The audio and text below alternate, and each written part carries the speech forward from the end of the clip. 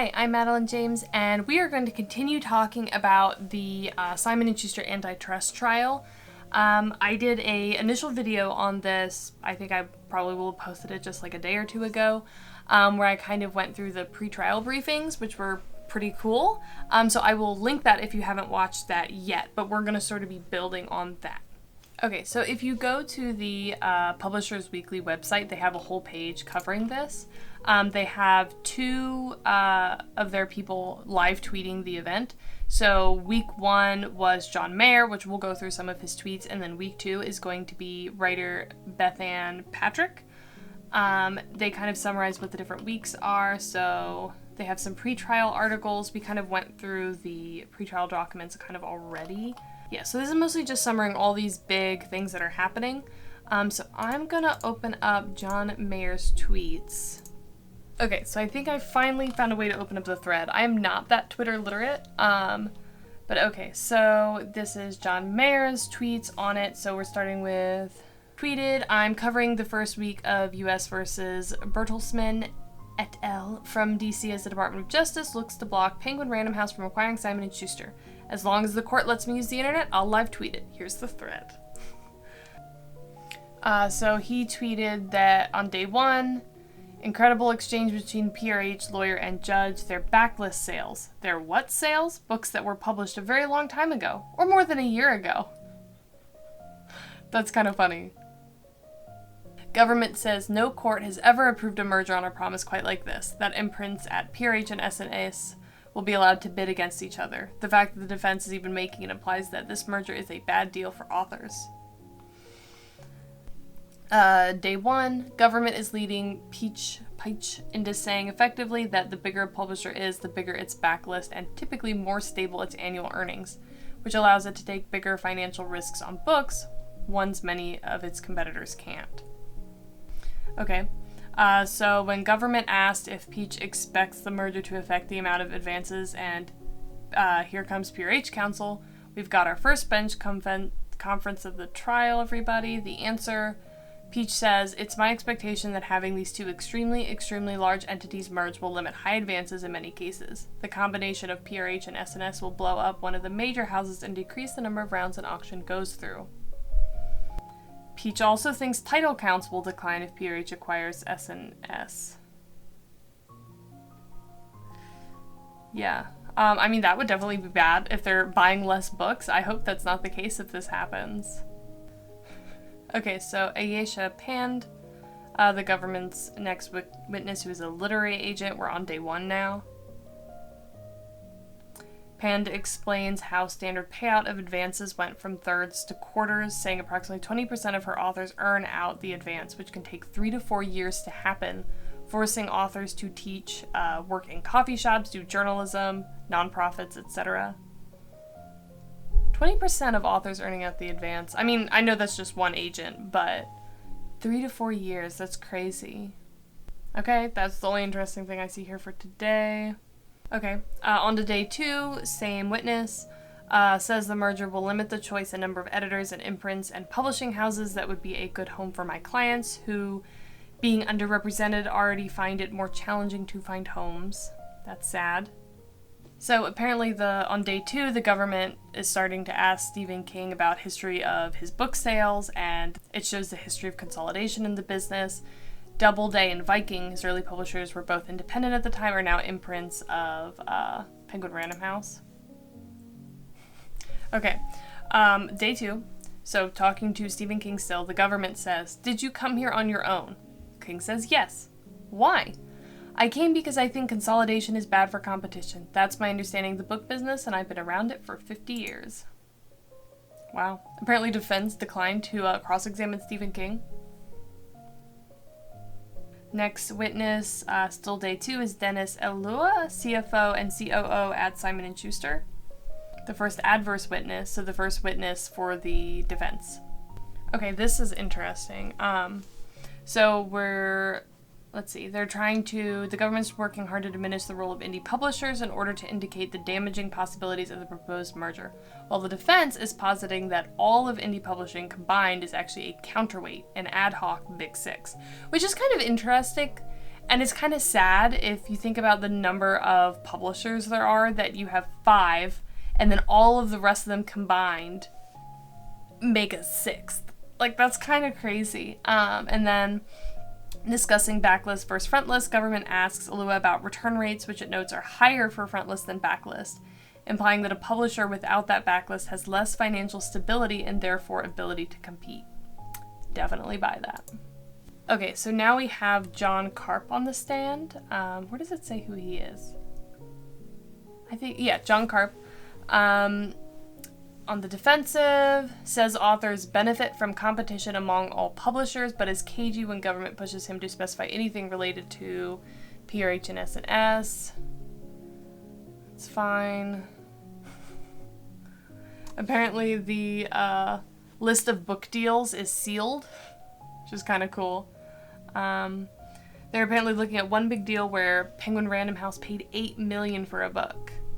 I believe that the literary agent in this deal was going to negotiate hard regardless of who the bidder was. It happened to be PRH, but it very easily could have been somebody else. That's super interesting. So Karp apparently argued that he didn't think that the level of advance indicated how successful the book was, which I feel like there's gotta be some level of correlation there. I really do, you know? Okay, so here he seems to finally be admitting a little bit that if you put a lot of money in, there's a lot more pressure to earn it back. So you put a lot more, you know, there's more pressure to earn that money back, but he's still saying that that doesn't mean that they're going to, you know, necessarily guarantee that it's a lot more successful. There's a lot of stuff here that I don't think is necessarily interesting from an author standpoint. They're talking a lot about books that were lost for one side or the other as they go back and forth. So ones that they lost to Big Five versus indie, some talk of Scholastic, who is really big in children's literature. He thinks people underestimate Amazon. I think it's interesting to think about Amazon as competition to Big Five publishers. Like, it seems so separate to me, the different publishing industries, but to an extent it makes sense. Like, a lot of people are buying ebooks. A lot of people buy books on Amazon these days. Like, I know that physical books is still a big market, so like their in-bookstore markets have to be pretty significant. I'd be really interested in seeing a chart of the amount of sales, like book sales Amazon gets that are, like how many book sales that are ebooks versus physical books, and then the same thing for traditional publishers like the Big Five and, you know, in-store books and ebooks in general. Like, I'd just be interesting to see that distribution, because I have heard that they make the most money on physical books, which could be because ebooks are cheaper in general, but it'd be interesting to see if, you know, traditional publishing has a monopoly on physical books in like bookstores, and if like things like Amazon have a monopoly over ebooks on sites like Amazon. That would be very interesting. Oh, this is interesting. Okay. So, day 3. Defense asks Karp to elaborate on terms he used yesterday when the judge was asking him about marketing and how often authors use their own funds to bolster their publicity, even when they are published by Big Five houses. He said many authors of books with big advances hire their own publicist, etc., because they can afford to. That's interesting. He cites Colleen Hoover as an example of an author who does not take up most of S&S's resources because she's the queen of TikTok and doesn't need to. That makes sense. There is no example in this conversation of the sorts of marketing budgets mid-list authors receive, or mention of whether they do or do not have to hire their own publicists or book their own book tours to get their books adequately published or marketed. But I've definitely heard that it's good to do some stuff, or at least the stuff you can. Literary agents frequently ask us to guarantee marketing dollars, and we don't do it. We don't want to be locked into a plan. Judge asks if, however, S&S puts more time into a marketing plan if it knows an action will be hot, and he says yes. He asks if S&S ever does marketing plans for books below $250,000, which, you know, again, only 2% apparently is over that $250,000 mark, and he says if you really love the book, you have to jump through hoops, so I assume that means yes. So talking about mid-list authors, we're still on Karp here. He says that I don't want you to come away from this testimony thinking mid-list books are a once-in-a-while thing, Karp says, addressing the judge. They are the core of our business. Mid-list is a word publishers use that doesn't really mean anything.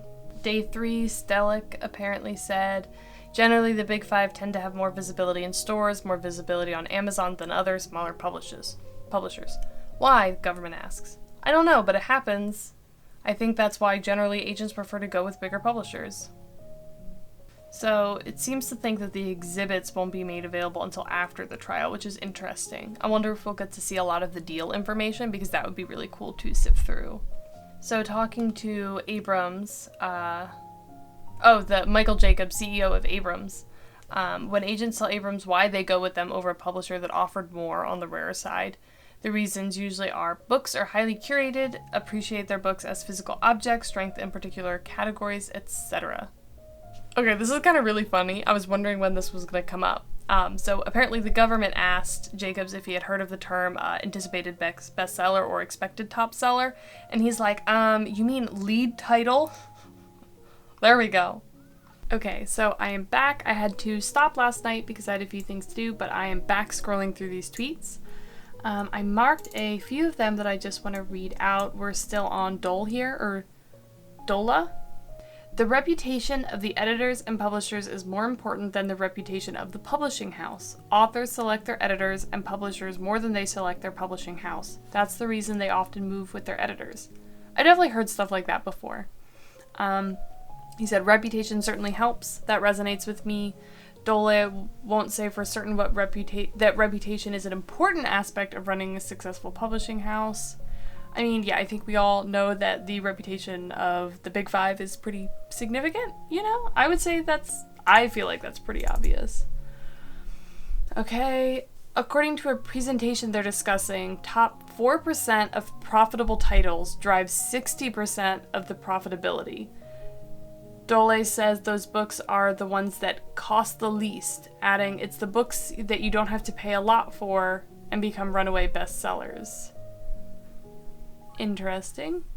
Government asks books that sell well are more likely to receive higher advances. Dole, that is correct. Government asks if reverse is true. Dole says there's a wide range and some big advances flop completely and don't sell well, but there should be a correlation. Yeah, I would think so. That's a cool number though. Top 4% of profitable titles derive 60% of the profitability. I assume that's not saying of all titles, that's saying of profitable titles. So I guess of titles that turn a profit at all, which I would be interested to know what percentage of titles don't turn a profit. Okay, if author advances were reduced, would it hurt the diversity of stories being published? Would reduced author income mean fewer authors will be able to make a living writing stories? Dole says yes, but only if they are significantly reduced. They're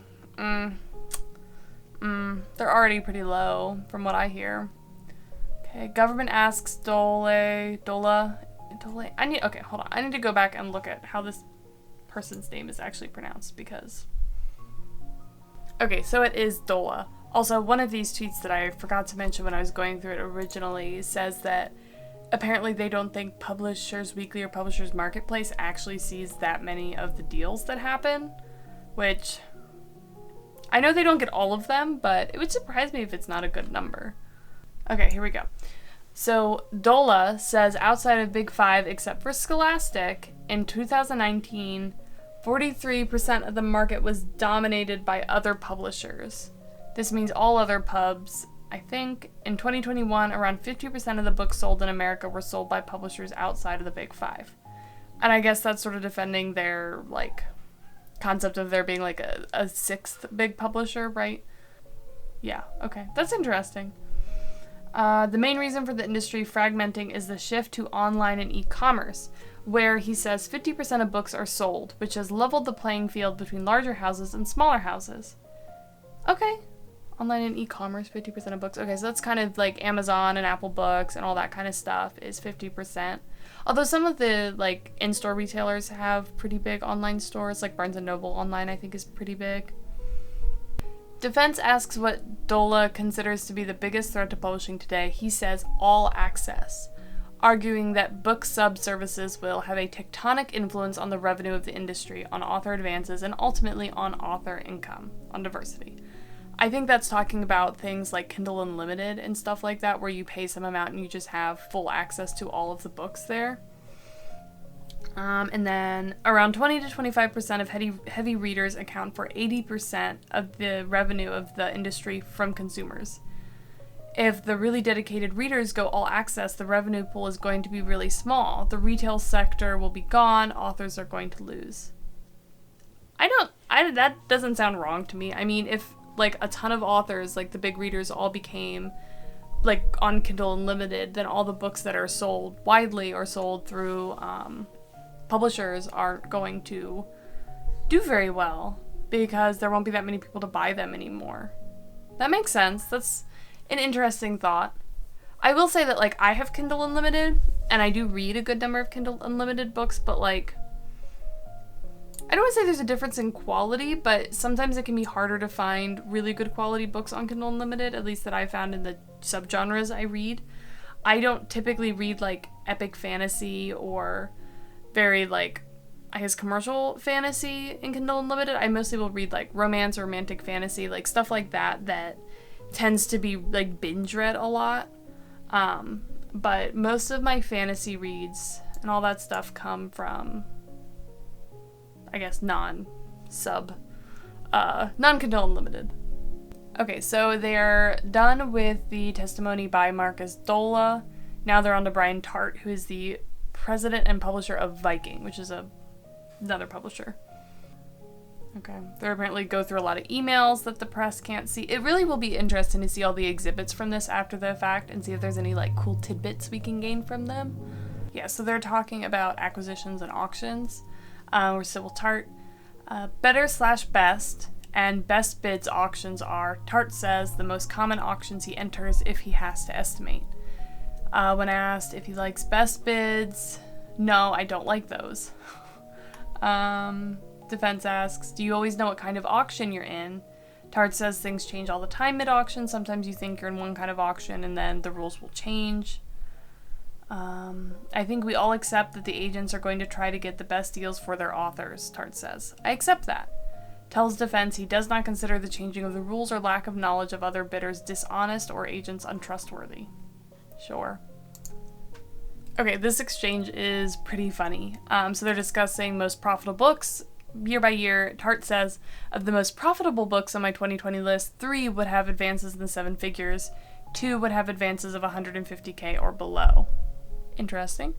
About a book Tart thought could sell 200,000 copies that sold 20,000 and for which he paid $900,000. I don't think marketing money can create a success, so he didn't throw more at marketing. Marketing money can amplify success, extend it, but not create it. I guess that makes sense, right? Like, if a book is just people aren't interested, people aren't going to be interested in, but I still feel like if you look at the scale, maybe, the chart of how much money is put in and how much successful it is, I feel like even a bad book will be more successful if you throw more money at it. Maybe not as successful as, like, a good book would, or, I mean, good and bad is probably not the right terminology to use here, but just books that the market is interested in versus they aren't. Okay. Best exchange of the trial so far. Judge Florence Pan. The P&L is really fake, am I wrong? Tart laughing, no. P&L being the profit and loss statements. Yeah, that's kind of funny. Okay, on to day 5 here, still with Tart. Brian Tart, who I think actually Viking might be an imprint. I think Viking, let me Google that real quick just to verify. Okay, Viking Press is an American publishing company owned by Penguin Random House. I misspoke earlier. But okay, so here's the interesting part that I was just looking at. Asking about the anticipated top-selling books, or, lead titles, which are only 2%, asking him about the other 98%, basically, what does competition look like below $100,000, which, I mean, realistically, for us wannabe authors, that's probably where we'll be. Is it fair to say there isn't competition for books like that? Tart says there's some, in the mid-5 figures or higher, maybe one other bidder, but there's a lot of home growing. Judge asks if there's a difference in what those authors expect. They have expectations, ambitions, just like others on the list. We have the same conversations with those authors. Do you have more leverage with those authors? Bonuses, royalties, that sort of stuff.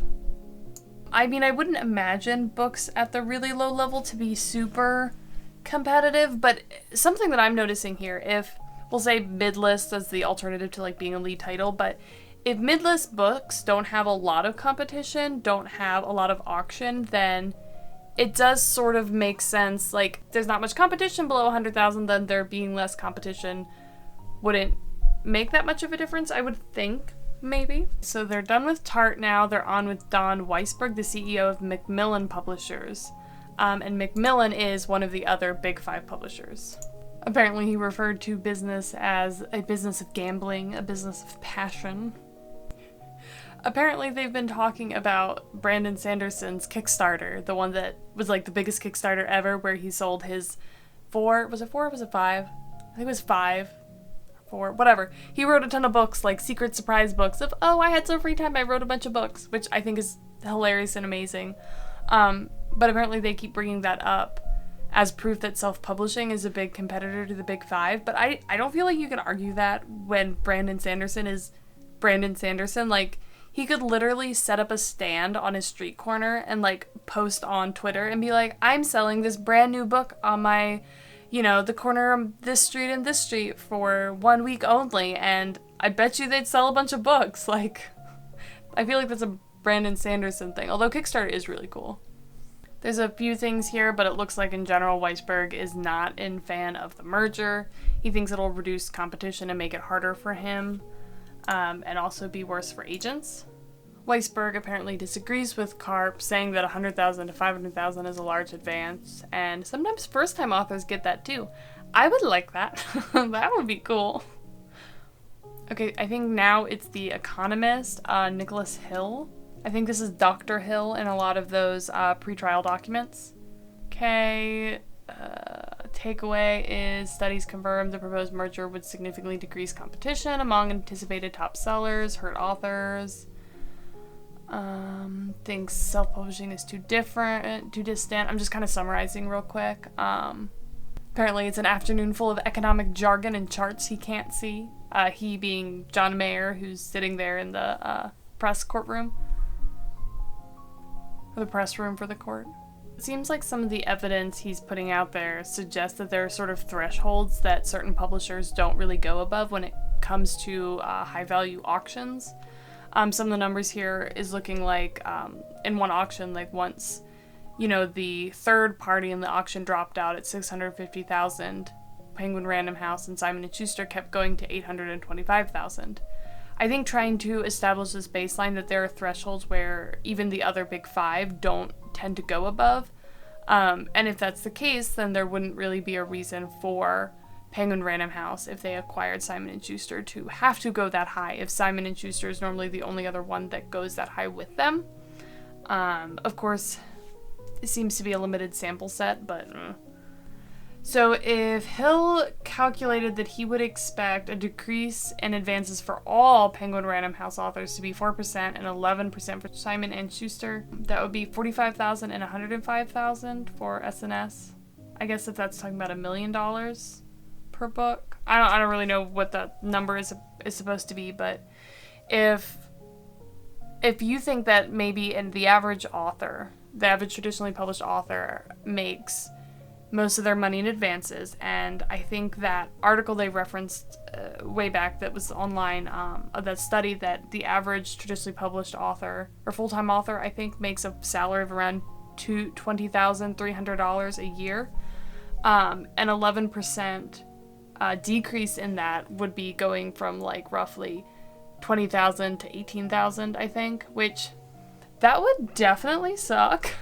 4% would be less, like, significant, but when you're talking about those small numbers, assuming this sounds like this applies to, like, mid-list, too, and not just the lead titles, but that's still significant. Like, when they're making so little money, as is for books, I feel like any decrease would be a big deal. Like, we need to be going up, not down, is my opinion.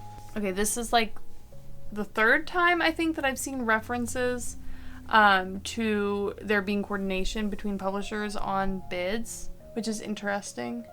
Okay, so I think they might have a few more Hill questions, and they're going to move on to the HarperCollins CEO, Brian Murray. This is kind of just a cool publishing tidbit.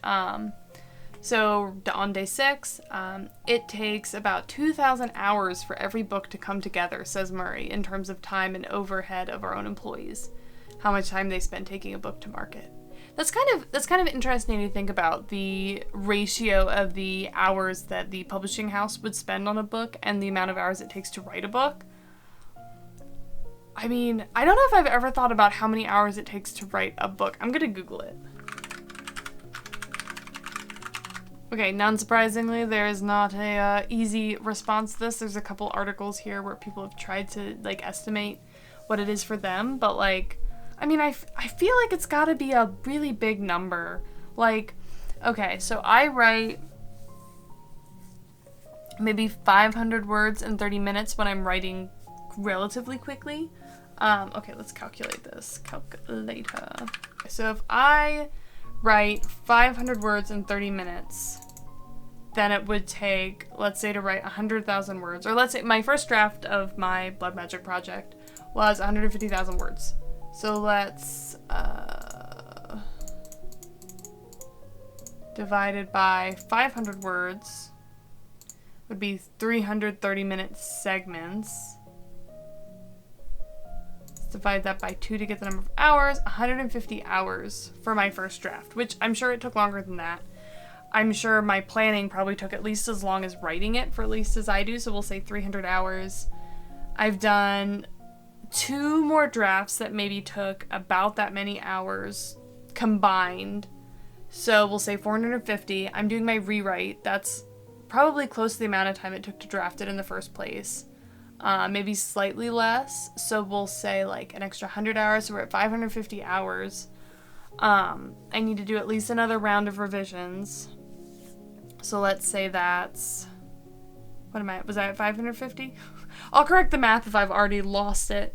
But if, let's say we're at like 700 hours before I would query, and then I might do, say I do 1 rewrite and resubmit while querying, that's potentially another 150 hours. So we'll say like 850, you have to rewrite with your publisher. I mean, I feel like 1,000 hours is a reasonable estimate, not counting all of like the side stuff maybe for writing a book. So it takes about 2,000 hours for every book to come together for their own employees.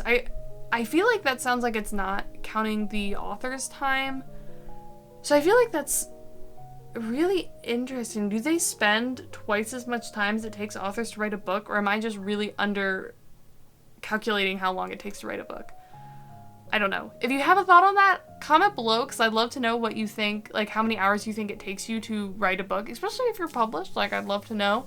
And this would be for traditional publishing, of course, because you would have to spend all those hours yourself, and while I feel like a self-published author probably doesn't do as much stuff as a traditional publisher does, the stuff they do probably does take more time because, you know, they're not professionals, they don't do it every single day, but that is interesting. Okay, so Hill says here that however you cut the advanced levels, the share of the non-Big 5 publishers is 10% or less. I'll have to look back in my notes, but I think that, what were they saying? Non-Big 5 publishers, not counting Scholastic, was like 43% of books, but yet the advances here would be 10. I can't do math while I'm talking. I'm gonna cut that part. Okay, so if the share of the non-Big 5 publishers is 10% or less, but they're doing 43% of the book sales, that's pretty notable. I'll have to go back and check that number and put it here somewhere. Okay, that is the end of day 6, so that is the end of John Mayer's coverage of this. So I think it switches over now to Bethanne Patrick. Let me see if she's actually started covering this yet. I think, yes, that was August 9th was day 6, so there should have been a few days that Bethanne has covered already. Let me see if I can find those real quick. Okay, I'm having a little bit harder time to follow Bethanne's tweets. They're not all one solid thread, so I can't just scroll through them all. So I'm looking at her recap articles that she posted on Publishers Weekly, which I'll link below. But the first interesting bit here is talking about Glussman, who is, let's see if it says, Publishers, that's all it says here, said that he didn't believe the merger would hurt advances, quipped that the Big Five regularly overpay for books and that Norton, which I think is his publishing company, it's a smaller one, is impacted directly because we end up losing authors. We don't overpay for books. We pay on the basis of what we project for sales. In his opinion, mid-list authors would be harmed by the proposed merger. That would suck. Okay, so now she's summing up all the different literary agents that they talk to. Elsie Cheney said, I'm going to quote this part of the article, not necessarily just what Elsie Cheney said. I want to go to an editor who's going to get the best out of my client, who's going to get the best book out of my client. She also told the government, when asked about pricing a deal, that she cares less about advances and marketing spending than about reputation overall. In general, Publishers Random House has made a real commitment to books over a long period of time. Blah, blah, blah. Judge asked if Cheney was saying competition doesn't matter in book publishing because you are hand-selecting these editors.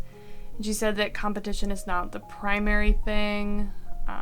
Authors are very sophisticated clients. And you want to find the editor that will help them make the richest, most robust project. We saw stuff like that before in the general arguments of the defense in their pretrial briefing. There seems to be a lot of agents that do and don't support the merger, which is kind of interesting. Andrew Wiley of the Wiley Agency, but apparently he's for the merge because he doesn't do, well, not necessarily because of, but he also doesn't do auctions. And he normally likes to negotiate with Big Five publishers and thinks it would be a positive result, which is okay. Gail Ross of Ross Yoon Agency thinks it could be good for SNS, but I'm not seeing anything here about whether or not they support the merger in general. Alright, so they're talking to literary agent Christy Fletcher, and some of the interesting things I'm seeing here is that when asked, I guess, what the results of the merger would be, if it would be harder to acquire rights, she said she thought it would be harder to hold back rights, a common practice of agents. So I assume this is things like film rights, audio rights, that sort of a thing. She thinks bidding is going to be the most affected, that there are positives though. When PRH attorneys asked how agents choose editors to whom they submit, which is an interesting, topic, Fletcher said her clients are pretty creative people who care less about dollar amounts of advances and more about professional objectives and achievement, although money is also a factor. I mean, yeah, who goes into publishing to make $20,000 a year, There are other priorities there. So then they took to the literary agent, Jennifer Walsh, who seems to be okay with the merger. She said that agents are honor-bound to act in the best interest of her clients, which includes, finding the perfect match between author and editor, and so that it's all about relationships. They don't focus on a specific publisher, per se, only on editors and imprints, so she doesn't think the merger will harm it. That's definitely a bit of a contradiction to what Fletcher said. Okay, I had remembered hearing something about Duhigg's testimony, but I didn't see anything about it in either of the Publisher Weekly's people that were there at the trial. But I found this article by Vulture, Penguin Random House, Simon Schuster Antitrust Trial Recap. And they have a whole section where they talk about the part with Duhigg, which I think is really interesting. He's does this say who he is? Okay, he's a journalist, Charles Duhigg, a former New York Times writer. Looks like he wrote a bestseller, and he was testifying for the defense, so why he's okay with the merger happening. And apparently doesn't think it's a big deal, mostly because he doesn't think how big the advances really matters. That, even if competition affected the advance, it wouldn't make that big of a deal because that's not how you measure success. And I've seen a lot of things saying that the judge was not very into that concept and was like, what about all the people who aren't making, upwards close to $1 million in advances? Like, maybe they actually need the money,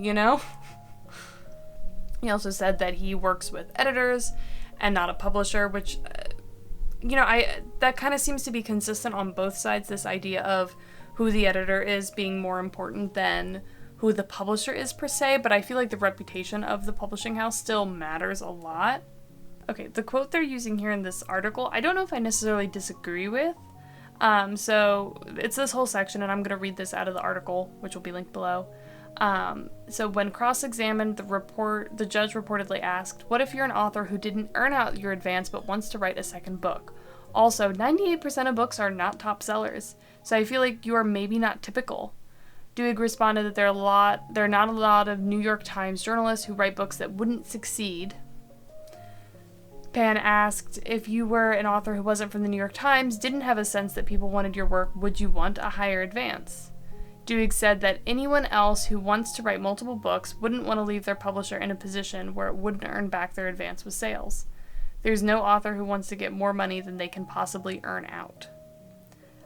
That seems really complicated to me, because I mean, at some point, if most authors don't earn out their advance, then I feel like that's expected.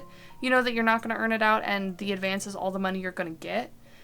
But at the same time, I feel like, personally, if my publisher was going to determine my success and how successful I was based off whether or not I earned out my advance, I feel like I'd rather have a slightly smaller advance and do better at the publisher, or do better in the publisher's eyes of how successful I was, to make it more likely that they'd put more money into my books in the future or give me more deals in the future. I don't know if it necessarily works like that, though, but there's definitely a lot of people who can only write if they get a high enough advance to live on, or get a high enough advance to, you know, at least support some portion of their income, because I think we all know most mid-list authors are not making their living off of, you know, publishing. They probably have some other source of income, or they have money, or their spouse has money, or something like that. But I feel like that's not taking into account a lot of authors that really don't have the financial ability, like the privilege, to be able to just not care about that advance. I don't know, that doesn't ring super great with me. Okay, I think that's really everything that's happened in the trial so far. I think there's going to be at least another week of the trial, and then at some point they're going to release all the artifacts, which are going to be a lot of charts and graphs and stuff like that, which will be really interesting to look through. But I think I'm going to wrap this one up here, and maybe, you know, keep an eye out for other stuff. If nothing interesting happens, I might not do this again, but I feel like there's enough little interesting tidbits for people interested in publishing that I'm sure I'll find more interesting stuff, and there'll be more of these. But yeah, if you have any thoughts, let me know down below. Give this a like if you enjoyed this, and I'll see you next time.